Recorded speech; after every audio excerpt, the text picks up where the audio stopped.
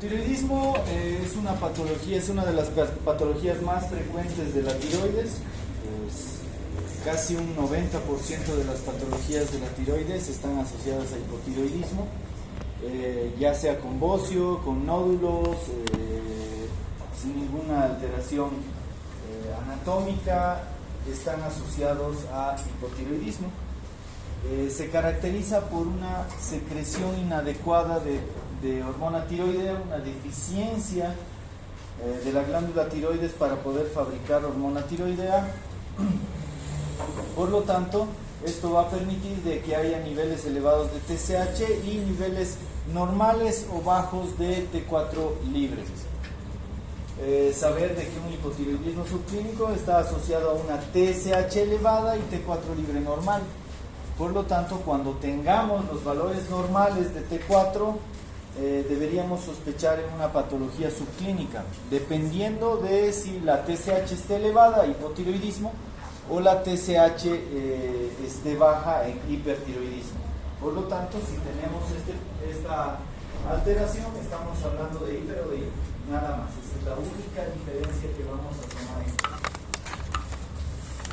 Aquí en esta imagen vemos una clara imagen de un hipotiroidismo primario donde la TSH está muy elevada tratando de estimular a la glándula, pero la glándula no le hace caso, le hace caso muy poco. A diferencia de la imagen de la derecha donde nos muestra una imagen con una TSH disminuida y por lo tanto la hormona tiroidea no es producida como quisiéramos y por lo tanto la T4 también está baja. En el lado izquierdo estamos hablando de un hipotiroidismo primario, y en el lado derecho estamos hablando de un hipotiroidismo secundario, es decir, el problema es central. Es importante diferenciar esto a la hora de ver un perfil tiroideo. ¿Qué frecuencia tiene esta patología? Casi el 5% del total de la población diagnosticada. Solo diagnosticada, hay un montón más de pacientes que están infradiagnosticados o no diagnosticados en relación a la glándula tiroides. Y un 15% de los adultos mayores tienen patología subclínica. Probablemente alguno de nosotros tengamos un hipotiroidismo subclínico, pero no estamos manifestando absolutamente nada. Como es de costumbre, es mucho más frecuente en pacientes mujeres, mayores en raza blanca y latinoamericanos, y el hipotiroidismo central, hipotalámico o hipoficiario es extremadamente raro, no es frecuente. Por lo tanto, debemos sospechar siempre primero en patología tiroidea y luego pensar en patologías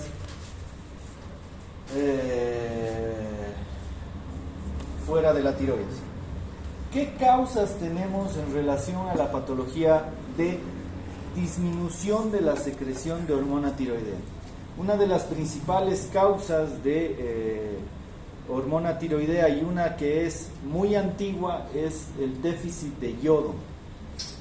El otro día habíamos hablado sobre las políticas, las leyes que han permitido de que la sal, que es un alimento que se consume a diario casi por toda la población, es imposible decir que todos, pero casi todos consumimos sal y por lo tanto se ha visto la necesidad de adjuntar sal a esta sustancia. Antiguamente era la primera causa de hipotiroidismo, pero actualmente ya hay otras causas mucho más frecuentes. ¿Como cuál? ¿Cuál es la causa más frecuente de hipotiroidismo?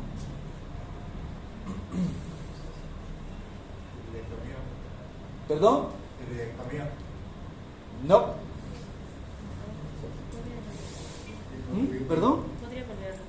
¿Cuál es la causa actualmente más frecuente de hipotiroidismo?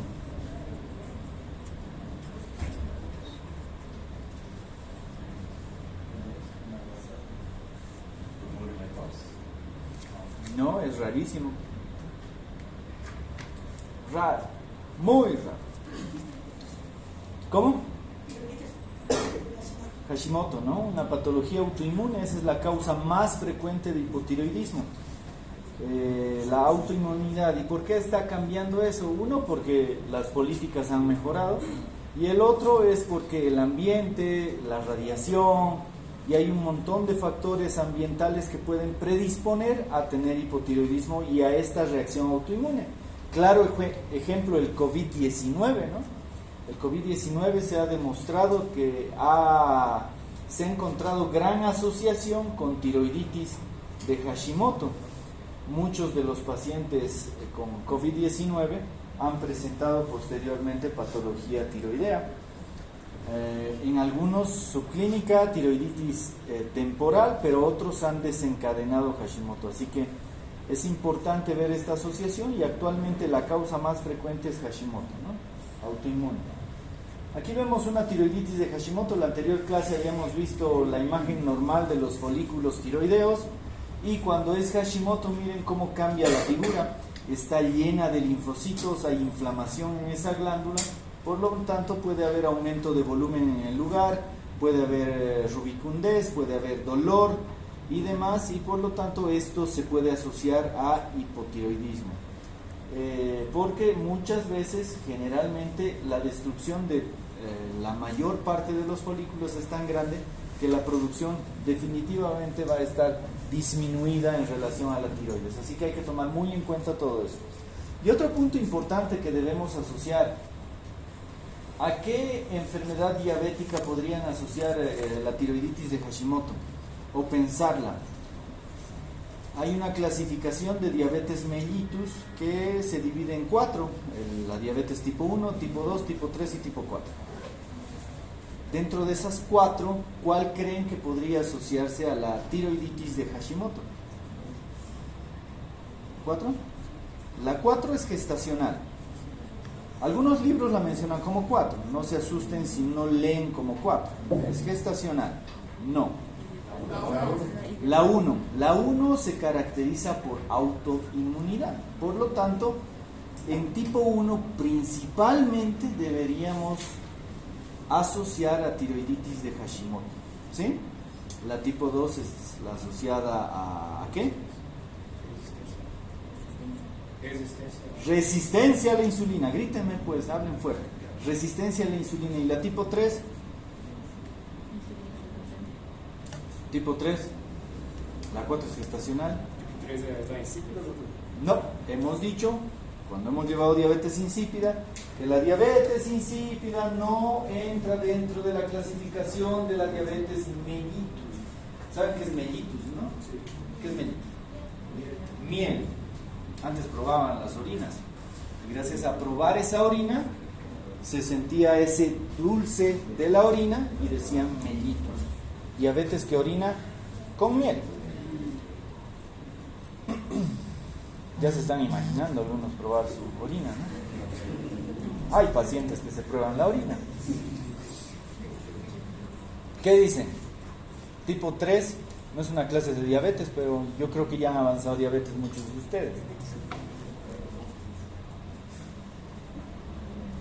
La tipo 3 se llama por otras causas específicas de diabetes. Dentro de estas está pancreatitis, traumas, cáncer de páncreas, asociado a tipo MODY, LADA, asociado a uso de algún medicamento. ¿Qué medicamento?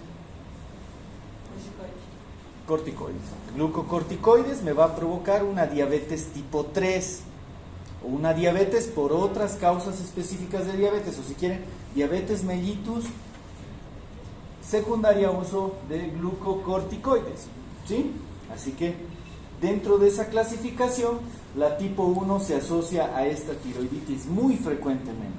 Otras patologías reumatológicas, el famoso vitiligo que ya lo hemos mencionado varias veces nosotros, entre otros. Así que hay que asociar y pensar en esta patología. Entonces, si tienen una diabetes tipo 1, también solicítenle prueba de tiroides.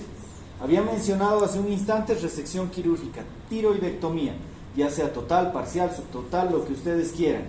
Cualquier tiroidectomía, aunque sea una pequeña porción que sea extirpada, esta me puede provocar hipotiroidismo. Así que debemos asociar ese tipo de problemas y explicar a los pacientes, ¿no? Les sugerimos, ¿dónde está haciendo? Caramba, che. Ah, ya, claro, por supuesto. Su corazoncito. Entonces, debemos asociar estas lesiones a las patologías hipotiroideas, ¿no?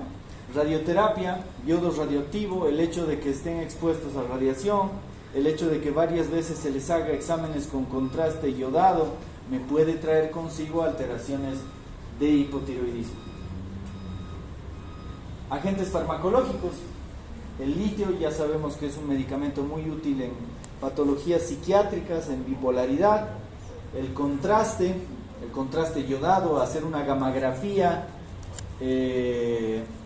con yodo 131 me puede provocar alteraciones de formación de hormona tiroidea, y la miodarona, que en su porción, en su estructura tiene yodo, por lo tanto al utilizar amiodarona puedo provocar tanto hipo como hipertiroidismo, así que es importante asociar esto. Este es un medicamento muy utilizado en ¿quiénes? En arritmias cardíacas, y el hecho de que estemos utilizando en arritmias cardíacas, que es uno de los medicamentos entre comillas más nobles para la patología arrítmica cardíaca, me puede traer consigo problemas de secreción hormonal, tiroidea principalmente. Por lo tanto, no es darle pues amiodarona nomás, sino también deberíamos solicitar una prueba tiroidea en cualquier paciente cardiópata, ¿no? Si tengo bradicardia, ¿cómo creen que podría estar la hormona tiroidea? Si tengo fibrilación auricular, ¿cómo creen que podría estar la hormona tiroidea? Puede ser que esté alta, así que debemos asociar todo eso. Pacientes que tienen hipotiroidismo congénito, los famosos políticos, ¿no? Los cretinos, perdón. Los cretinos son los que nacen con hipotiroidismo congénito, así que hay que tomar muy en cuenta eso. Trastornos infiltrantes hipoficiarios o hipotalámicos, que eso ya lo hemos mencionado que es bastante raro, y enfermedades sistémicas que también pueden traer alteraciones de la secreción hormonal. Pero en resumen, podemos decir que todas estas son las causas. Un hipo está muy alto, ¿no? ¿O no tienen problema de que esté así? Sí, hay problemas. Ya. ¿Ahí? Ya. Entonces, hipotiroidismo primario, es decir, la glándula está afectada, todo lo que hemos mencionado. Puede haber un tejido no funcionante por X o Z motivo, puede ser que hubo alteración de la glándula o no se formó la glándula o no descendió la glándula. Puede haber patologías autoinmunitarias, resecciones, todo prácticamente lo que hemos mencionado. Y en el hipotiroidismo secundario vemos alteraciones principalmente de la TRH y TSH, ya sea hipotálamo o hipófisis, asociado a diferentes patologías, no siempre propiamente de la secreción glandular. Dentro de las manifestaciones clínicas tenemos un sinfín de manifestaciones, y sería importante que cuando nosotros veamos este tipo de pacientes tratemos de sacar toda esta información. Parece sencillo, vamos a ir repasando seguramente las manifestaciones clínicas y ustedes van a decir, no, sí, eso es completamente cierto. Pero a la hora nona, como dicen, de averiguar con el paciente, es complicado o difícil de acordarse tanta manifestación clínica. Letargo, fatiga, aumento de peso, pérdida de apetito, intolerancia al frío, disfonía. ¿En quiénes podríamos pensar que hay disfonía e hipotiroidismo?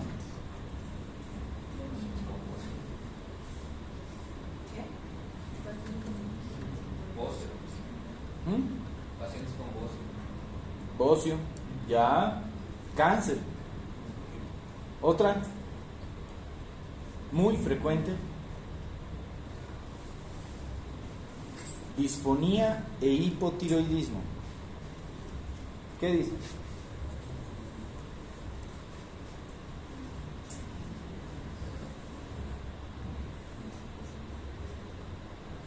Ya mencionaron una causa ustedes. ¿Qué? Albertini, ¿qué dices? Alberto, ¿no?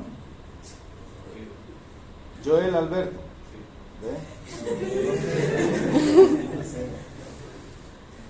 Joel Alberto de las Casas. Ya, ¿qué dices? Se han mencionado tiroiditis. ¿Eso te provocará disfonía? Tiroidectomía, que lesiona las cuerdas vocales y por tanto tiene hipotiroidismo. Estreñimiento, estos cuates están así, no se levantan del baño. Debilidad, ¿cómo? ¿Qué dijeron? El rojito y el otro que dijo presente y se salió también, ¿no? ¿Creen que no nos damos cuenta? Bueno, debilidad, mialgias, artralgias, parestesias, sequedad de la piel, alopecia, se caen mechones. ¿Cuánto es la cantidad de pelo que debería caerse en una mujer que tiene cabello largo aproximadamente? Porque seguramente en el baño de las mujeres hay bastante cabello que queda en el baño, ¿no? Cuando se bañan, si se bañan, claro. ¿Qué dicen? Cae mucho, ¿no? Pero ¿cuánto creen que es lo normal que debería caer?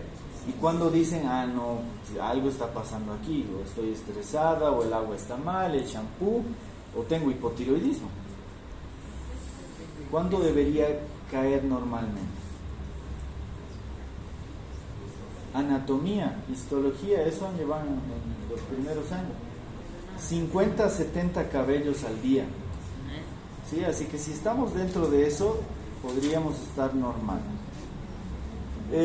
Pubertad precoz, ¿sí? Alteraciones de la menstruación, no hay hay irregularidad en la menstruación y eso me puede llevar a pensar también en trastornos tiroideos. Muchas veces solo pensamos en trastornos de patología hormonal sexual, como testosterona, como estrógenos y demás, pero no es así. El hipotiroidismo también puede estar asociado a irregularidad menstrual como amenorrea, la galactorrea. ¿Por qué la galactorrea? La anterior clase ya lo mencionamos. ¿Y? No, tranquilo. Han hablado mal de vos, pero revisa los videos. ¿Quién está grabando? Aquí. A la mala, ¿son tus amigos? Mejores amigos. Ya. ¿Qué dicen? ¿Por qué galactorrea? Porque la TSH también influye sobre la prolactina. Exactamente, esa relación de la prolactina con la GH es importante. Esa relación de la TSH, TRH y la hormona liberadora de prolactina es íntima, así que es importante esa relación, por lo tanto no se sorprendan ver. A veces hay hiperprolactinemia, le damos, y también hay hipotiroidismo, le damos hormona tiroidea y la prolactina se normalizó, así que hay que ver toda esa asociación.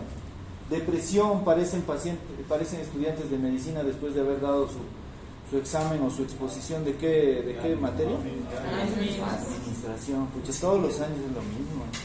Todos se quejan de esa materia.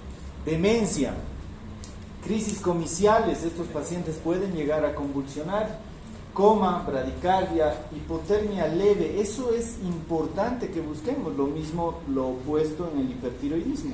Aumenta discretamente la temperatura.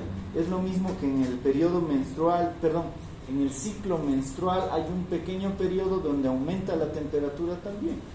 Eso también se asocia a alguna secreción hormonal. Así que también se debe a disminución de la hormona tiroidea o aumento de la hormona tiroidea, la alteración de la temperatura, piel engrosada y demás.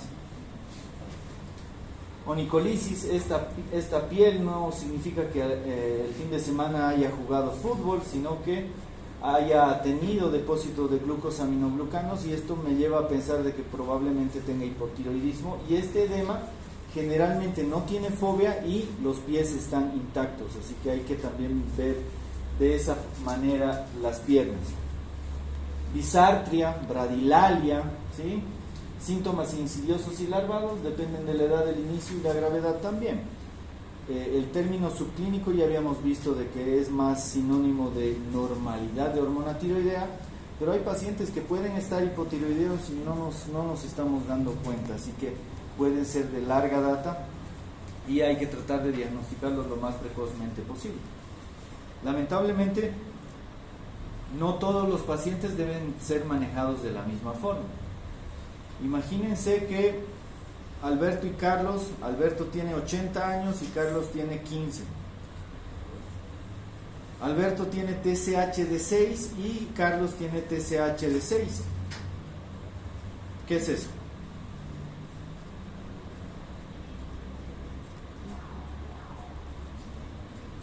Diagnóstico: T4 libre normal, hipotiroidismo subclínico, ambos. ¿A quién le dan tratamiento? Le dan tratamiento a ambos, no le dan tratamiento a ninguno. Le da tratamiento a los dos. Le da tratamiento a los dos. A los dos. ¿Quién está en contra de lo que dice tu nombre? Siempre me olvido. Gabriel. Gabriel. Tacaño debe ser Gabriel. ¿Qué dice? ¿Están de acuerdo con Gabriel? A ver, levanten la mano los que están de acuerdo o los que están en contra. ¿Estás a favor? Carlos está a favor. ¿Cuál es tu nombre? Gustavo. ¿Qué más? ¿Y los que están en contra? ¿Qué le ha preguntado? Hay preguntado del tratamiento. Alberto tiene 80 años. Es un abuelito. Tiene TSH de 6 con T4 libre normal. Hipotiroidismo subclínico. ¿Me escuchan, no? Porque... Carlos tiene 15 años, tiene una TSH de 6 y tiene T4 libre normal también, igualito, pero tiene 15 años. ¿Le dan tratamiento a los dos? Hay algunos que dicen que sí. ¿Qué dicen los demás? No levantan ni en contra, o sea, están cantinflando. Se oponen a todo.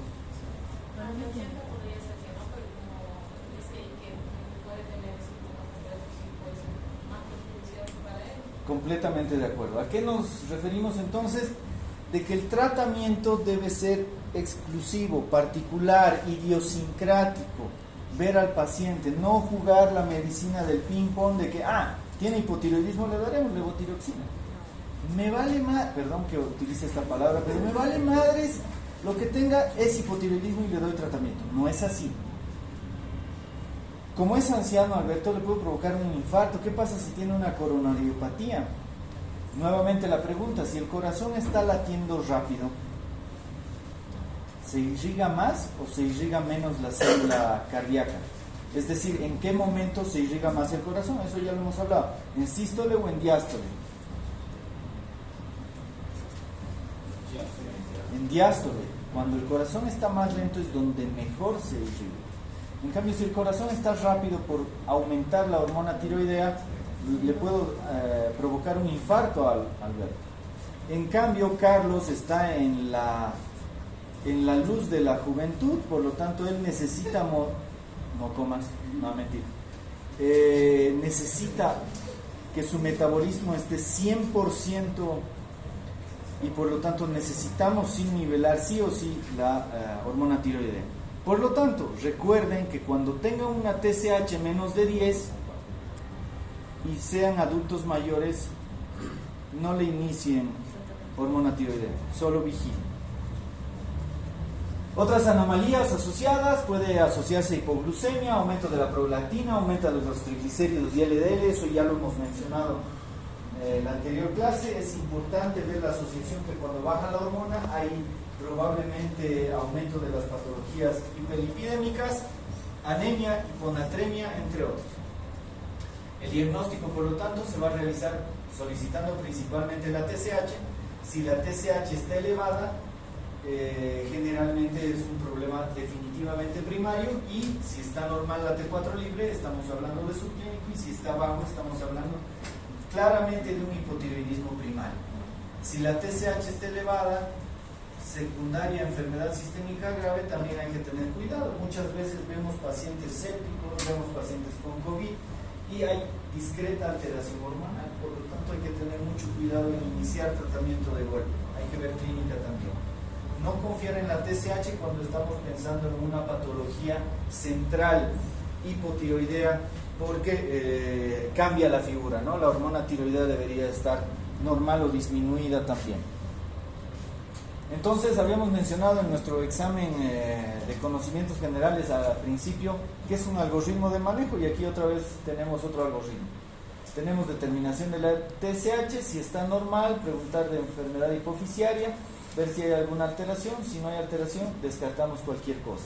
Si está elevada, determinamos la T4 libre. Si está normal, estamos hablando de un hipotiroidismo leve, solicitamos anticuerpos antitiroideos que habíamos mencionado, que es de vital importancia para determinar la causa, y vemos si tratamos o no. Y si está baja la T4 libre, definitivamente es un hipotiroidismo primario, donde solicitamos también anticuerpos. Si es positivo, estamos hablando de un hipotiroidismo autoinmunitario y tratar con T4, y si es negativo, descartar otras causas de hipotiroidismo como las que hemos hablado. Entonces, si tengo TSH normal y T4 libre normal, es paciente normal. Si tengo TSH normal o disminuida y T4 libre normal, es central. Si tengo aumento de la TSH y T4 libre normal, es subclínico y debo considerar entre dar y no dar tratamiento. Y si tengo TSH elevada y T4 libre baja, estamos hablando netamente de un hipotiroidismo primario y debería darse una sustitución hormonal, suplementación hormonal o supresión hormonal. Lo mismo aquí, solo que un cuadro diferente. Por lo tanto, hay diferentes formas de ver estas patologías, pero es importante recordar la retroalimentación positiva y negativa que puede haber en todo esto. ¿Cuál es el tratamiento? Principalmente sustitución. Si yo extirpo la tiroides, ¿suplemento o sustituyo la hormona? Si yo tengo una lobectomía, ¿sustituyo o suplemento la hormona? ¿Qué dicen? ¿Cómo? ¿Qué? ¿Sustituye qué? Contexto.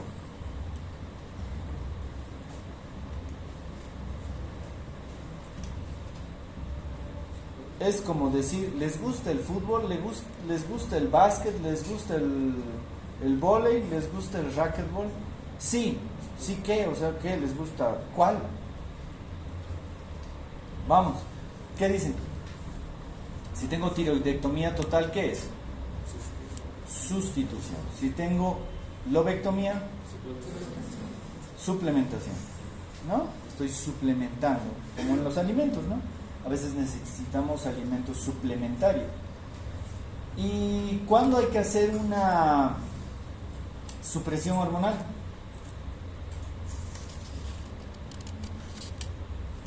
¿Han escuchado, han visto ver, tratar pacientes donde se les hace una supresión hormonal?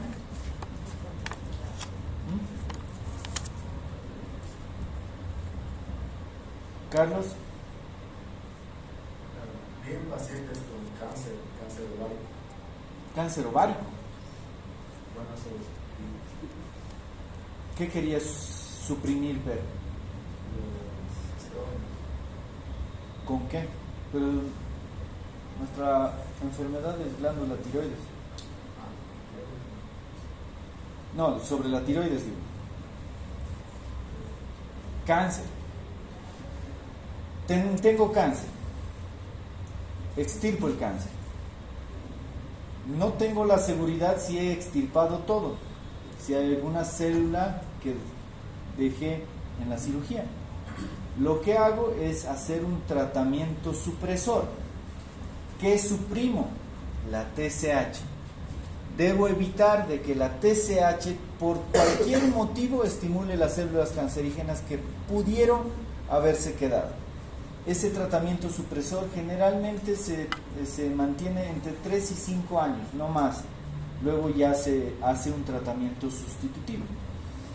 Pero es importante determinar eso, porque ¿cuánto es la dosis normal de la levotiroxina en hipotiroidismo? No te escucho. ¿Quieres participar? Pero háblame más fuerte. ¿Qué dicen? 1.6 a 1.8 microgramos por kilogramo. ¿Sí? Esa es dosis sustitutiva o suplementaria. y la dosis supresora es de 2.4, es decir, mucho más. Con esas dosis vamos a provocar un hipertiroidismo iatrogénico. La paciente puede tener con esa supresión algunos datos de hipertiroidismo, así que no hay que asustarse y hay que tratar de que la TSH esté baja, jugando con la retroalimentación negativa. Así que no se olviden, no se asusten cuando vean una supresión hormonal. Seguramente en sus clases algún médico va a decir, ven un perfil hormonal, está alterado con datos de hipertiroidismo, y el médico le dice, no, está todo perfecto. ¿Por qué? Porque probablemente esté haciendo supresión hormonal, ¿sí? Evitar, pero en algunos casos, tirotoxicosis, no es darle nomás 100 microgramos a absolutamente todos sin ningún sentido, ¿no? Veamos el tipo de paciente siempre. Tratamiento: levotiroxina sódica, buena absorción, semivida de 7 días, sufre desiodación y se convierte en T3, eso ya lo hemos visto. Sabemos de que la T3 es mucho más activa que la T4, por lo tanto en general siempre se da, pero se metaboliza rápido, por lo tanto siempre es mejor dar T4. Hay también T3 para administrar. No se olviden la dosis general de 1.6 a 1.8 microgramos por kilogramo. Aquí está, personas mayores necesitan menos dosis o no la necesitan porque su metabolismo está disminuido. Tomar precaución con sospecha coronaria, no le podemos dar a un paciente anciano levotiroxina como tostado, ¿no? Hay que manejar bien eso. Otro punto importante, y esto es aclaratorio, no es solicitarle nomás le inicio tratamiento y a la semana ya le estoy pidiendo un control laboratorial, no tiene sentido. Deberíamos solicitar entre 4 a 6 semanas y recién vamos a ver la verdadera acción de la hormona que le estamos administrando y si la TSH está respondiendo o no al medicamento. Una vez equilibrada la dosis, ya vamos a ir prolongando las consultas. Hay que tener cuidado con la iatrogenia, suspender el tratamiento o disminuir la dosis cuando nos pasamos de dosis. En el hipotiroidismo leve y subclínico siempre hay que manejarlo con pinzas, no a todos de igual forma. Cuando veamos este tipo de pacientes, asustémonos y démosle la importancia necesaria, porque estos pacientes nos están hablando de necesidad urgente de hormona tiroidea.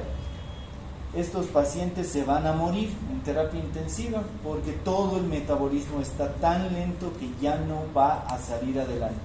Por lo tanto hay que ser agresivos, tienen una alta mortalidad, por lo tanto se les da una dosis de carga en principio de 500 microgramos. Lamentablemente no sé si en alguno de los países extranjeros de Latinoamérica hay, pero en Bolivia definitivamente no hay levotiroxina endovenosa.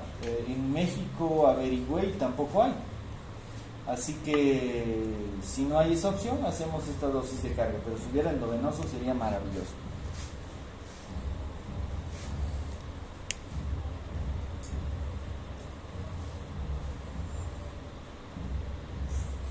Hipertiroidismo. ¿Qué es esto? Exoftalmos, ¿no? Es un síndrome sistémico causado por exposición a cantidades excesivas de hormona tiroidea, ¿sí? Hay demasiada producción de hormona tiroidea. Cuando hay exoftalmos, ¿es sinónimo de qué? De Graves-Basedow, ¿sí? Cuando vean exoftalmos, no piensen en otra cosa, es Graves-Basedow hasta que se demuestre lo contrario. Ahora, la pregunta del millón: ¿puede ser unilateral o siempre es bilateral?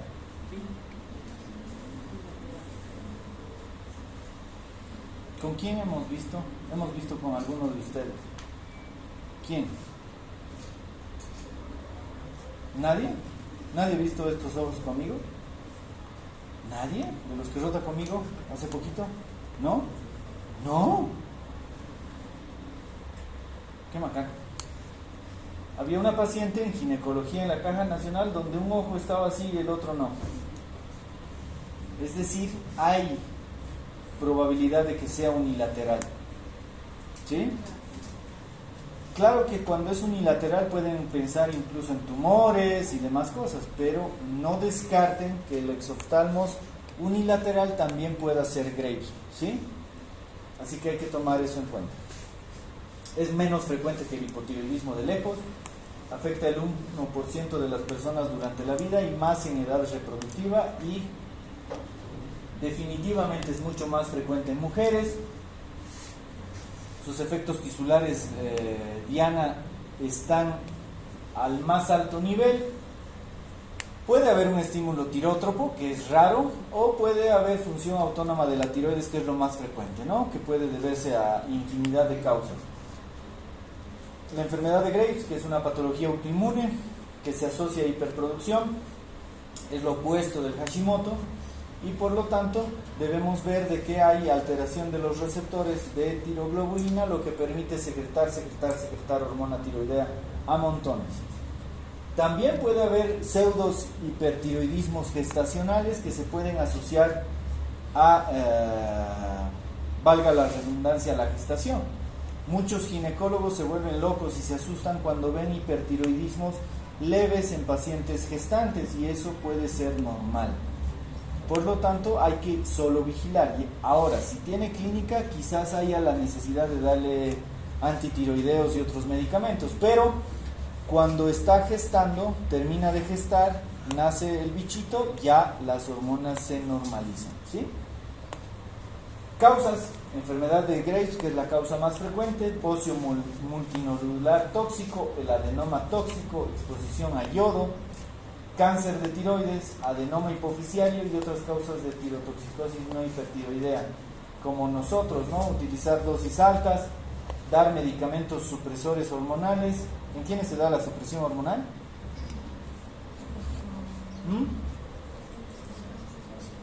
¿Supresión hormonal? Pacientes con cáncer. ¿Pacientes con cáncer de qué? De tiroides, ¿no? Posoperados, ¿no?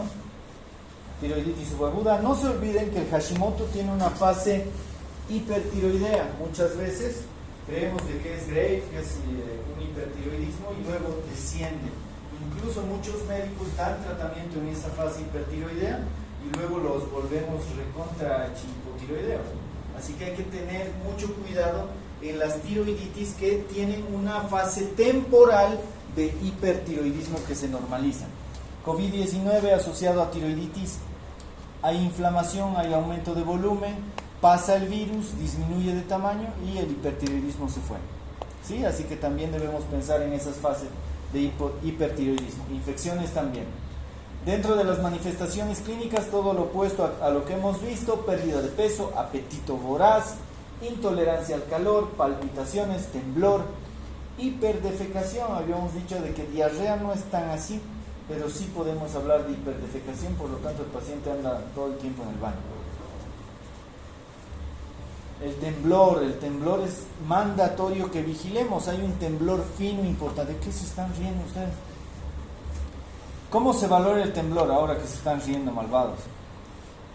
El de atrás, el que está detrás de Alberto, el más bochinchero creo que es. ¿Qué dicen? ¿Cómo valoran el temblor fino? No siempre el paciente va a venir así temblando. Una forma sencilla que hacemos en la práctica clínica es levantar las manos, apoyar la espalda al espaldar, abrir los dedos y cerrar los ojos, y encima ponemos hojas. Las hojas se van a mover ahí. Es muy sutil a veces, y cuando se ve el temblor ya no necesitas hacer eso, ¿no? Cuando estamos dando levotiroxina a altas dosis y nos estamos pasando de la dosis, podemos también provocar todos estos efectos, así que hay que tener cuidado. Estos pacientes también están demasiado cansados, no significa de que estén hiperactivos, no estén cansados, están completamente fatigados, tienen insomnio. Muchos de estos pacientes van primero a psiquiatría, son vistos por psiquiatría y parece que el psiquiatra no podía hacer nada con el paciente, y no están pensando en que la hormona tiroidea esté elevada. Debilidad, dolor torácico atípico: ay, me estoy muriendo, me está dando un infarto, hay que pensar también en eso.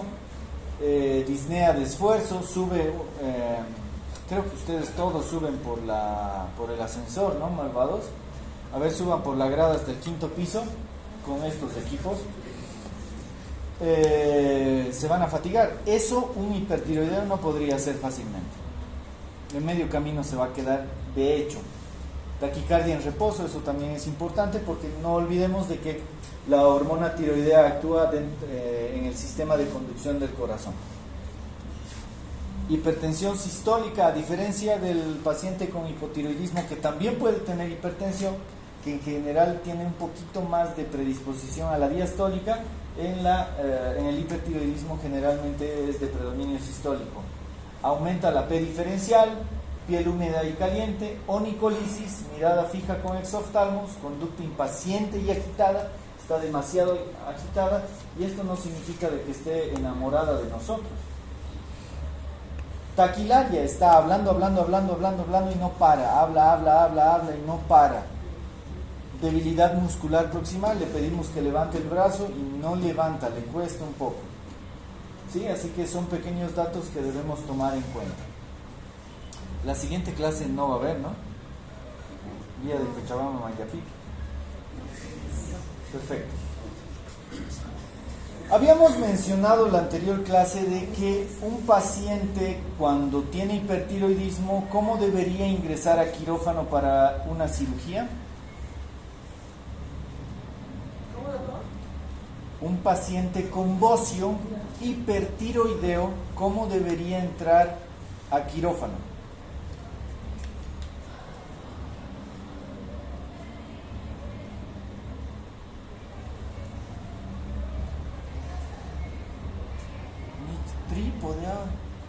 Trípode. Ni para sacar mis fotos tengo trípode. Deberías brindarte el otro día, pues necesitaba no moverme en nada, mis fotos han salido así. No, han salido buenas. ¿Qué dicen? No se olviden de esto. El paciente hipertiroideo a una cirugía tiroidea siempre debe entrar eutiroideo. Debe entrar normal. El cirujano se va a reír de ustedes si lo mandan hipertiroidea a su paciente. ¿Sí? ¿Por qué? Porque puede haber una tormenta tirotóxica y puede fallecer el paciente en la mesa de quirófano. Así que es importante normalizar las hormonas y para eso utilizo estos criterios de Burch-Wartowski. ¿Qué me hablan de tormenta tiroidea? No se ve muy bien ni yo veo bien, pero bueno. Aquí hablamos de la termorregulación, ¿sí? Y cada uno de estos parámetros tiene diferente puntuación. Y esa puntuación va a permitir si realmente tiene criterios de tormenta tirotóxica o no. Por lo tanto, esto debería ser evaluado también por los anestesiólogos, pero también primero por los clínicos.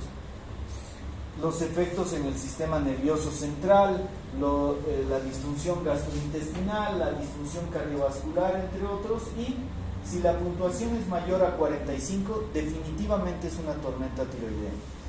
Si es de 25 a 45, sugiere tormenta tiroidea inminente, tampoco lo mando a quirófano. Y si tiene menos de 25, es poco probable que el paciente tenga este problema. Hay aplicaciones que nos muestran estos criterios, así que solo es poner si tiene, no tiene, esto tiene, tal y nada más. ¿Listo? Así que sería bueno que lo utilicemos. Enfermedad de Graves. Estos pacientes que tienen exoftalmos definitivamente pueden tener Graves. Trastorno autoinmunitario que se asocia a principalmente hipertiroidismo, oftalmopatía y dermopatía. Es mucho más frecuente en mujeres, otra vez. Puede desarrollarse a cualquier edad, entre 30 y 60 años, es decir, en la edad reproductiva. Forma y producción de inmunoglobulinas, sobre todo a los receptores de tiroglobulina. Por lo tanto, es importante que esto vaya a permitir la activación y producción de hormona tiroidea de T3 y T4, lo que permite perpetuar el hipertiroidismo. Y existe predisposición genética. Si alguien en la familia de primer, segundo grado tiene hipertiroidismo, probablemente alguien de la familia también lo tenga. No olvidarse de la exposición a cigarrillos e infecciones y al ambiente también, que puede ser un predisponente importante. ¿Qué manifestaciones clínicas tienen? En el Graves es típico de que haya un bocio. ¿Qué tipo de bocio va a ser en un Graves? Difuso. No es nodular el Graves, ¿sí? Es caliente. contorno liso, gomoso. El otro día estábamos hablando de los marshmallows, ¿no? Es un marshmallow gigante, ¿sí? Lóbulo piramidal bien definido, si es que está presente, y se lo va a palpar claramente. Es decir, un paciente que ingresa va a tener su bocio. Algo importante que vemos a diario, decimos a los estudiantes, a ver, palpale la glándula tiroides. Lo primero que hacen es ir a tocar al paciente, sin ni siquiera pedirle permiso. Y algo que también deberíamos hacer es primero inspeccionar. Inspecciono, le pido a la paciente o al paciente traga saliva, identifico, puedo ver dónde está la tiroides y va a ser mucho más fácil ir a palpar. Pero ustedes a ciegas están palpando, ¿no? Donde sea, aquí le están tocando. Tienen que tener métodos para ir. Cuando leen un electrocardiograma, ¿qué es lo primero que ven? Si tiene ritmo sinusal o no. Van primero a la onda P. Si siguen un parámetro, un esquema de leer un electrocardiograma, una radiografía y demás, lo mismo es un examen o una exploración física de tiroides. Así que practiquen, mientras más practican van a ser mejores. Ustedes dicen, yo puedo hacer normalmente todo esto. Sencillo. Pero a la hora nona, grave, ¿no? Difícil. Y no van a estar pasando vergüenza frente al paciente. Hay algunos médicos que les dicen, oye, güey, ¿qué estás haciendo frente al paciente? Y es horrible. No hagan eso también cuando ustedes estén del otro lado del tablero, ¿no? Llamen la atención cuando no haya nadie. Son pequeños detalles que van a ir aprendiendo. Bueno, soplo y frémito. Habíamos mencionado que sería bueno auscultar a estos pacientes a la hora de tener un bocio, ¿no? Es importante. Pronóstico, persistente y progresiva. Generalmente un 4% de pacientes remite espontáneamente o con el tratamiento, y el resto necesita tratamiento más agresivo. Recomendación importante, y creo que ya se los he mencionado. Si no les he mencionado, si ya se los he mencionado, disculpen mi reiteración. Cuando vean ustedes como médicos generales o como especialistas, no endocrinólogos, con hipertiroidismo, manden al endocrinólogo. Nunca se agarren un hipertiroidismo. No se crean genios que aunque sepan de memoria la patología, mándenlos al endocrinólogo, ¿sí? En algunos libros, como recomendación final, ¿cuándo derivar? Cuando diagnostican hipertiroidismo. Ustedes pueden iniciar el tratamiento, perfecto, pero manden al endocrinólogo, ¿sí? No se agarren a estos pacientes porque son muy difíciles de manejar.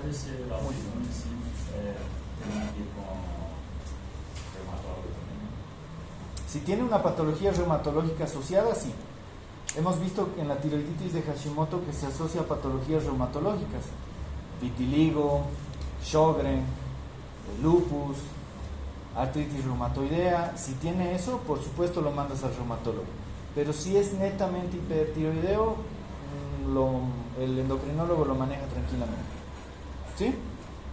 Así que deriven al paciente, no se lo agarren, no lleguen hasta estas alturas, ¿no? Es terrible, comienzan a disminuir la agudeza visual. Es muy preocupante ver este tipo de pacientes y es lamentable muchas veces. Me estoy golpeando, inflamación e hinchazón de los músculos extraoculares y de grasa orbitaria, es decir, hay aumento de la grasa retroocular, retracción palpebral. Miren, la parte superior debería llegar aquí, no se debería ver la parte blanca arriba, y eso es lo que ocurre justamente en el exoftalmo. Edema periorbitario, inyección vascular esclerótica, inflamación conjuntival, proptosis y compresión del nervio óptico finalmente cuando ya es muy deteriorado. Así que cuando vean un hipertiroidismo, por muy sutil que sea, o cuando diagnostiquen Graves, aunque no tenga oftalmopatía franca, mándenlo al oftalmólogo. Siempre manejen de forma integral al paciente. Manifestaciones clínicas: irritación ocular, sensación de cuerpo extraño, sequedad, lagrimeo excesivo, queratitis, diplopía, úlcera corneal y visión borrosa. Todas estas pueden ya encontrarse en pacientes que ni siquiera se nota claramente el exoftalmo. Muchas veces el paciente es el que se da cuenta cuando se mira al espejo, pucha, ¿qué está pasando con mis ojos?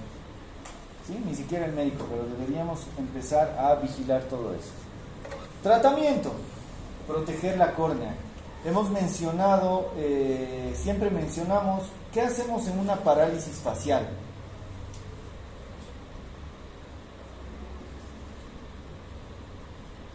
¿Qué hacen en una parálisis facial? El paciente está empezando a babear. ¿Qué hacen? Mueve todo bien. Solo es parálisis facial de... ¿Qué hacen? ¿Qué me hacen? No, traten. Traten, muchachos. Apúrense, chingados. ¿Qué dicen? Se le da relajantes musculares. ¿Qué relajante muscular utilizarías?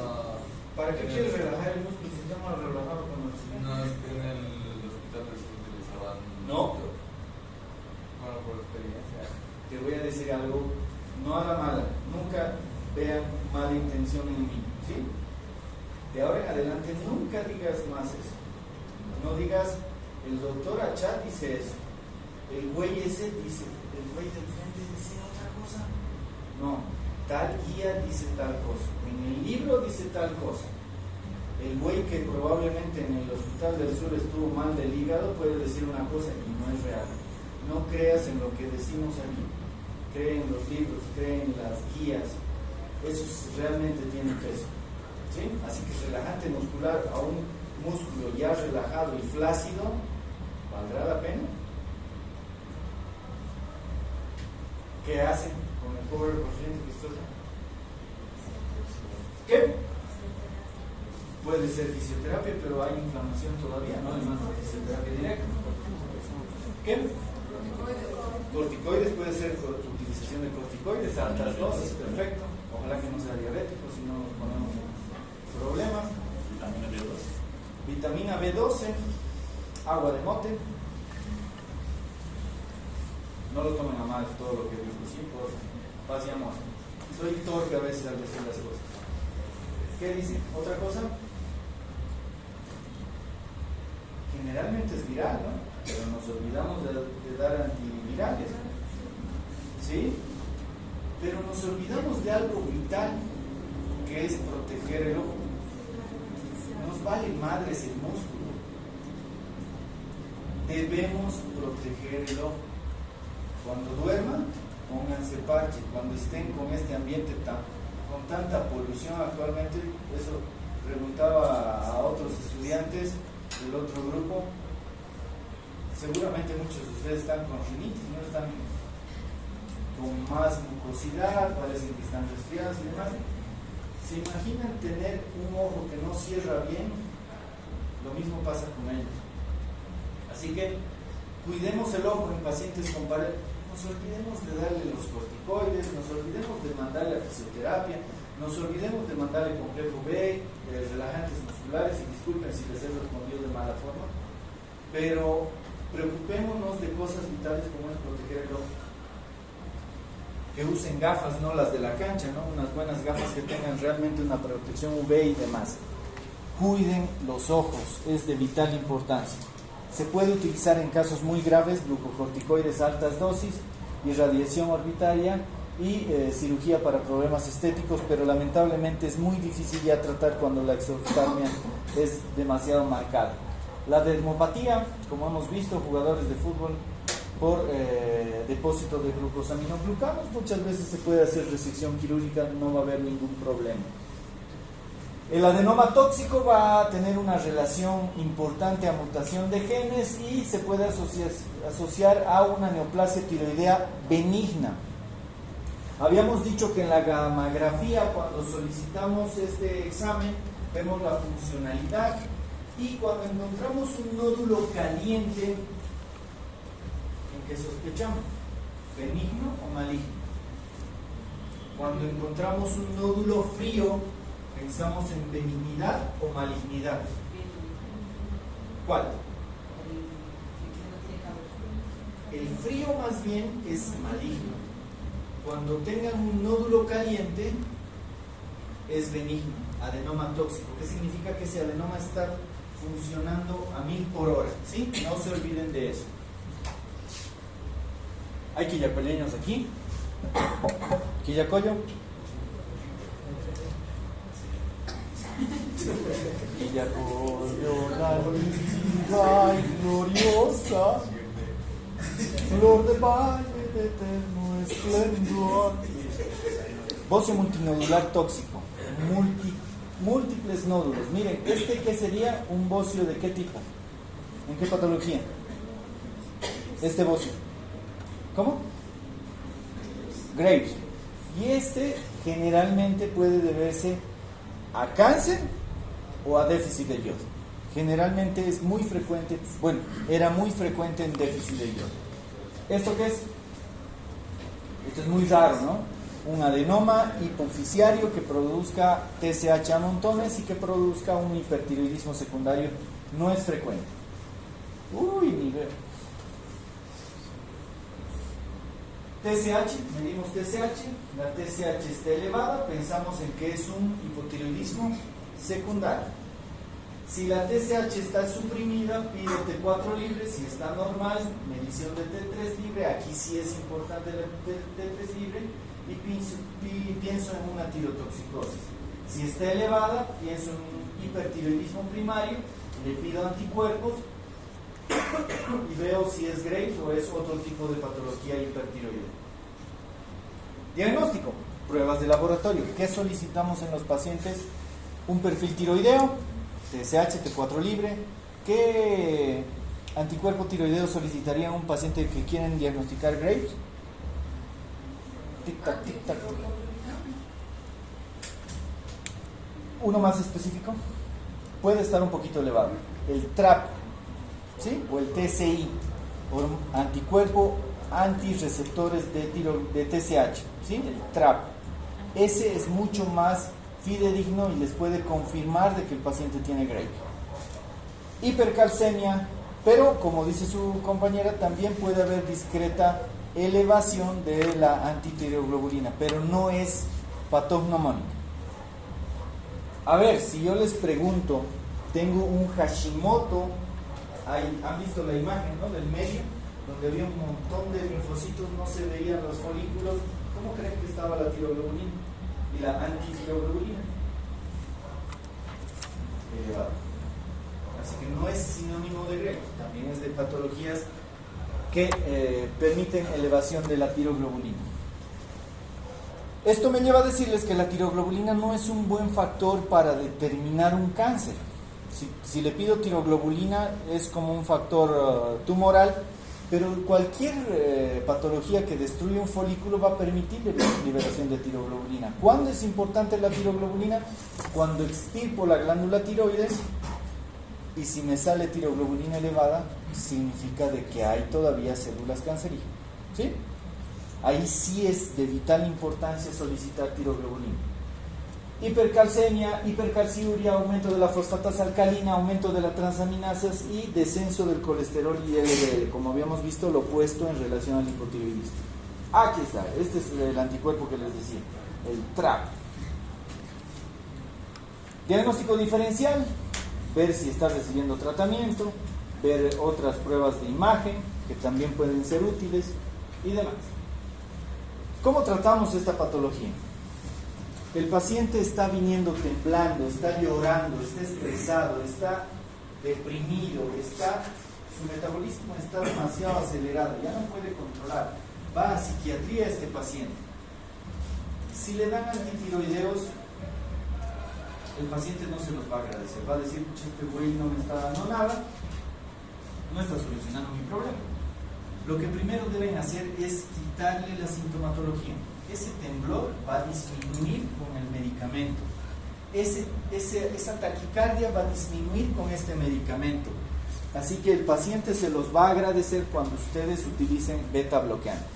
¿Qué beta bloqueantes? Puede ser propanolol, atenolol, bisoprolol, entre otros. Estos también a dosis muy altas pueden también, increíblemente esa asociación van a ver, inhibe parcialmente la conversión extratiroidea de T4 a T3. O sea, por ambos lados podríamos tratar un hipertiroidismo. Se puede utilizar en pacientes que tienen fase hipertiroidea de Hashimoto u otras tiroiditis también. Aparte, por lo tanto, de darle beta bloqueantes, ahí sí deberíamos darle los fármacos antitiroideos como el carbimazol, metimazol y propiltiuracilo, que son los principales medicamentos. Son de la familia de las tionamidas y lo que hacen es disminuir prácticamente la biosíntesis de hormona tiroidea, ¿sí? Estos medicamentos son muy buenos para mejorar a los pacientes. El propiltiuracilo es ideal en pacientes gestantes en el primer trimestre. Y luego el mejor medicamento entre ambos, que no sea este tipo de pacientes, es el metimazol. Lamentablemente ambos medicamentos pueden provocar alteraciones de agranulocitosis, pueden traer problemas de hepatopatías. No es tan frecuente y actualmente estamos haciendo un pequeño estudio con la universidad en la Caja Nacional sobre justamente esto y queremos tratar de ver si hay alguna posibilidad de diagnosticar antes una granulocitosis en este tipo de pacientes, porque cuando vemos la granulocitosis es terrible.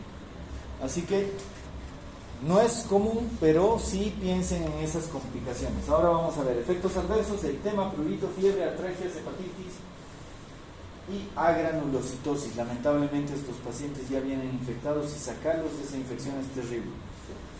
Yo ya debería tener unos 10 pacientes con agranulocitosis secundaria a metimazol y 9 han fallecido. O sea, hay que darle la debida importancia. Yodo radioactivo, una tercera parte del tratamiento, una forma de tratar a los pacientes. Si no van bien, podríamos indicar yodo radioactivo. Es darle una tabletita de yodo, va a estar unas 2 semanas como Homero Simpson, con radioactividad, aislado. Eso es lo más incómodo del tratamiento. Puede tener un pico de tirotoxicosis, pero generalmente lo que hace el yodo radioactivo hace que disminuya la glándula y por lo tanto la producción de hormonas. Efectos secundarios: hipotiroidismo posablación. Por lo tanto, estos pacientes los vamos a volver hipotiroideos. Eso también debemos remarcar a nuestros pacientes. Pero es 1000 veces más fácil tratar un hipotiroidismo que un hipertiroidismo. Y podemos también provocar un empeoramiento de la tirotoxicosis. Necesitamos operarlo. No podemos bajarle rápidamente con los antitiroideos. Podemos utilizar dosis altas como el Lugol de yodo temporalmente, ¿sí? Y esto va a permitir que temporalmente disminuya la producción de hormonas. Luego vuelve a producir locamente las hormonas. No se olviden, un paciente hipertiroideo debe ir a cirugía eutiroideo. Supuestos específicos de tratamiento: ver en el embarazo, hipertiroidismo subclínico leve y crisis tirotóxica. Siempre ver la tormenta tiroidea porque realmente es potencialmente mortal. Vamos a hablar de tiroiditis. La tiroiditis subaguda de Kervine. Cuando vean un Kervine, está asociado a virus, ¿sí? Es autolimitada, dura poco tiempo. ¿Cuánto dura más o menos, por ejemplo, el herpes labial? 7 días, ¿no? Ya está costrosa y ya se va cayendo. Así que más o menos dura ese tiempo, casi un mes máximo de todo el ciclo viral, y solo dura eso. Generalmente tiene un pico hipertiroideo y luego se normaliza. A veces llega a hipotiroidismo, rara vez. Dentro de las manifestaciones clínicas va a haber dolor, tirotoxicosis transitoria y definitivamente va a estar asociado al virus. Diagnóstico diferencial: cáncer anaplásico, nódulo tiroideo, tiroiditis aguda, linfoma tiroideo, salud. Pruebas de laboratorio: no es específico, pero solicitar un volumen de eritrosedimentación para ver si hay inflamación y demás. El tratamiento: simplemente se puede utilizar asas, naproxeno, anticoagulantes, a veces beta bloqueantes en fase hipertiroidea y demás, y nada más. No se necesita hacer tratamiento posterior. Una tiroiditis linfocítica también puede ser temporal, generalmente se asocia a mujeres posparto. Muchas veces es indolora y dura pocas semanas. Ni siquiera a veces nos damos cuenta que tiene problema tiroideo. Muchas veces podemos utilizar betabloqueantes y generalmente tienen muy buen pronóstico casi todas las tiroiditis. Ahora, cuando vean esto ya es algo muy grave, muy serio, difícil de manejar. Actualmente en la Caja Nacional hay una paciente con un absceso submandibular que ya está queriendo entrar a medicina y estamos así nosotros porque estamos viendo su diabetes y cirugía hasta ahora no trata. Es peligroso tratar en cuello. Estos pacientes vienen con dolor intenso, fiebre, generalmente es una infección bacteriana, hay que drenar, hay que ser agresivos y se asocia a Pneumocystis jirovesi. ¿En quiénes tenemos Pneumocystis jirovesi? HIV, que antiguamente se llamaba Pneumocystis carini, ¿no? Así que hay que tomar en cuenta este tipo de patologías en VIH. Ser agresivos con los antimicrobianos y realizar sí o sí drenaje quirúrgico. Otras tiroiditis que pueden asociarse a diferentes medicamentos y demás. Bocio. Miren esta glándula perfecta, maravillosa. ¿Tiene lóbulo piramidal esta glándula? No tiene lóbulo piramidal, ¿no? ¿Qué debemos ver en un bocio? Es definitivamente el aumento del tamaño de la glándula. Son difusos o nodulares, debemos determinar si son tóxicos o no tóxicos y debemos saber si son benignos o malignos. Viendo esta glándula, ¿qué es? Viendo al paciente, ¿qué es? Patología, rápido. ¿Qué rapidez? Dios mío, digamos. Graves. Es Graves. Tiene leve exoftalmos y el bocio es completamente difuso. ¿Sí? Entonces, ¿qué deben ver? ¿Es difuso? Sí. ¿Es tóxico? Sí. ¿Es benigno? Sí. ¿Entienden? Y con eso van a tratar al paciente. Epidemiología, causa primaria de déficit de yodo, personas jóvenes, generalmente, si son personas mayores, generalmente es multinodular y deben pensar en algo maligno. Este tiene un bocio, pero muy sutil, y este ya, ni qué decir, ¿no? Se tragó un... Puede estar asociado a defectos genéticos, mutaciones, sustancias bociógenas. ¿Alguna sustancia bociógena? Doctor, ¿cómo, o sea, parece más un tumor, ¿no? Claro. Y en imágenes, ¿cómo distingue el bocio del tumor? ¿O no? ¿Tumor de dónde, pero? Este puede ser tumor de la tiroides propiamente, o puede ser un tumor, ¿qué pasa si es a un lado y es un glomus carotidia? O es un tumor de algún otro lado. Así que hay que identificar. Muchos tumores también pueden hacer de que la glándula salga y son tumores paratiroideo. Tienes varias estructuras que te podrían llamar la atención, pero si te das cuenta, aparenta ser tiroideo. Debemos pensar en patologías autoinmunitarias, neoplasias malignas. Nuevamente la exploración física, tomando en cuenta todo lo que ya hemos mencionado. Según el bocio, ya hemos dicho, deben hacer inspección primero. Grado 1, tiroides palpables, se divide en 1 y 2. Grado 2, bocio visible con cuello en posición normal. No le hagan hiperextender. Cuando le decimos revisar el cuello, señora, levante el cuello. No, que esté recta. ¿Sí? Grado 3, bocio grande que se ve a distancia. Entonces, ¿este qué sería? ¿Este qué sería? A ver otra vez.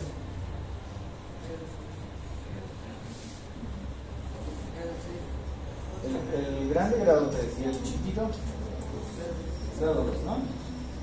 Pruebas de laboratorio, medir perfil tiroideo, anticuerpos de antiperoxidasa tiroidea, anti-TPO. Miren esta imagen, multinodular, quística, un desastre la glándula. Pueden solicitar un sinfín de pruebas de imagen. El tratamiento, observación, valoración clínica periódica. No todo bocio va a la cirugía, eso también tiene que estar claro. No todo es dinero. Yodo radioactivo, eso también es importante. Los nódulos tiroideos es muy frecuente, más del 50% de la población que tiene una ecografía tiene nódulos. Así que no se asusten cuando vean nódulos. Lo importante es clasificar esa glándula. Un pequeño porcentaje pueden llegar a ser maligno. Diagnóstico puede ser detectado por el paciente o médico de forma incidental. Síntomas de compresión o invasión de tejidos, eso también es importante. Cuando el bocio es muy grande, puede comprimir los nervios laryngeos recurrentes y demás. Puede estar asociada a problemas de calcio, como en el sea medular y demás. Diagnóstico. Debemos ver en qué características está asociado y todo lo que hemos visto en exploración física. Pruebas de laboratorio, lo que ya hemos mencionado. La tiroglobulina, ¿valdrá la pena en estos pacientes? Tienen que poner a la balanza. Ecografía cervical, ver si hay calcificaciones, bordes irregulares, adenopatías cervicales, quistes y demás. Y esta clasificación es de vital importancia que la conozcamos cuando veamos patología tiroidea, la clasificación TIRADS. Esta nos va a decir si hacemos punción, una PAF o no. Hay diferentes formas. Miren, si pasa la tipo 4, TIRADS 4, sí o sí debemos hacer PAF. Si tenemos TIRADS 3, o hacemos seguimiento o hacemos PAF viendo las características propias del paciente. Y la de Bethesda, gracias a la punción, gracias al microscopio, gracias a una citología, vamos a determinar si es benigno o maligno para determinar si necesita cirugía o no. Por ejemplo, el 5 tiene una alta sospecha de malignidad, por lo tanto la conducta definitivamente desde el 4 es quirúrgica. Actualización del Bethesda, que nos dice lo mismo prácticamente. La gammagrafía, no se olviden, cuando tenga un nódulo frío, pensemos en patología neoplásica maligna. Cuando tenemos un nódulo caliente, generalmente es benigno. La biopsia es muy importante, debemos indicar al paciente, y en gran porcentaje, más del 20 a 50%, salen pruebas insatisfactorias, es decir, hay que volver a decirle al paciente que tenga que hacer otra PAF. ¿Sí? Así que hay que tomar muy en cuenta eso. El tratamiento, dependiendo del caso, va a ser cirugía. Cáncer de tiroides, rápidamente. Hay diferentes tipos de cáncer. Generalmente el cáncer de tiroideo más frecuente es el papilar y es de lento crecimiento. Pero están todos estos: cáncer papilar, el folicular. Antiguamente se lo denominaba de Hutle, pero el de Hutle actualmente es otro tipo de cáncer similar al folicular, pero no es el mismo. Linfoma tiroideo, el cáncer medular, el cáncer anaplásico, que cuando se lo diagnostica es sinónimo de muerte, el paciente se va a morir. ¿Sí? Sarcoma, carcinosarcoma y también metástasis. Pueden haber muy frecuentemente metástasis de pulmón, entre otros. Metástasis de mama,